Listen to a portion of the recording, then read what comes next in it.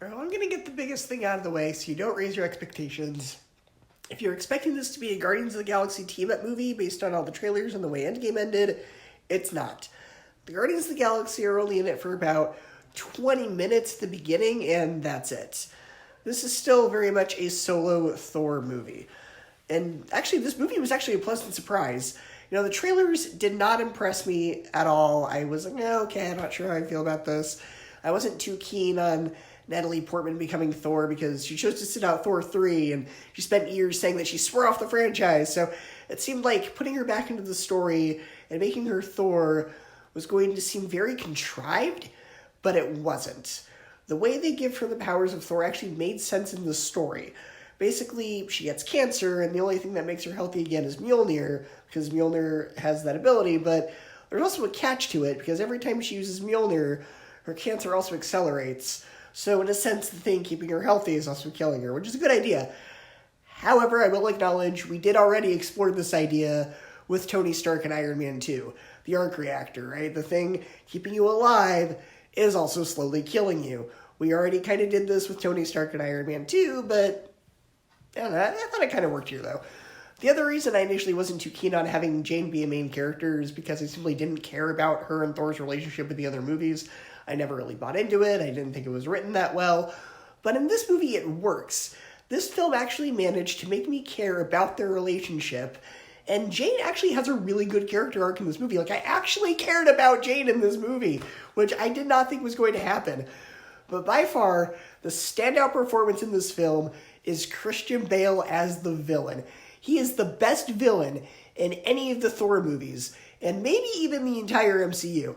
And I know saying that he's the best villain in the Thor movies is not a very high bar, but he is so good in this movie. He's really scary. He chews the scenery every time he's on screen, and I wish he was in the movie more. And he's also a really well-written villain, where you completely understand how he became who he is, and you actually want to see him redeem himself. Now, there are a couple of things in the movie that hold it back a little bit. I know a lot of people complain that there was too much humor.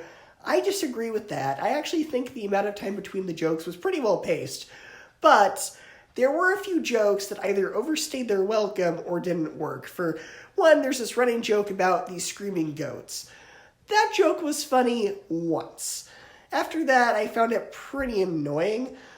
Also, the joke of the events of the previous film being recapped in the form of a play, that was already done in Ragnarok, and they reused the joke here. But this time it's worse, mostly because they get Melissa McCarthy to play Hela. And I'm not a fan of Melissa McCarthy. I find her annoying. I don't find her funny. And like I said, they already did this joke a movie ago. So it was just kind of redundant. It was like when in X-Men Days of Future Past, they had that joke about Quicksilver running so fast he stopped time. And then they reused that joke in Apocalypse. And in that time, it didn't work.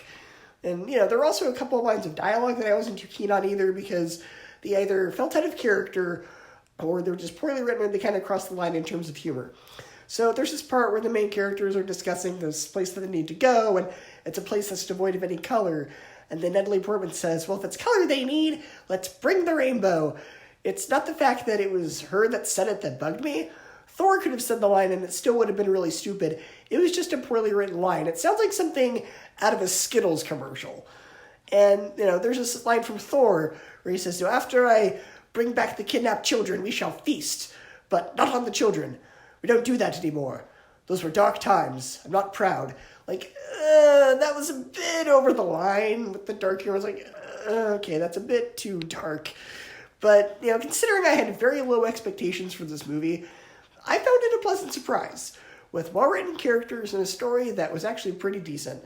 So I give Thor Love and Thunder a B, an 8 out of 10, and a 4 out of 5 stars.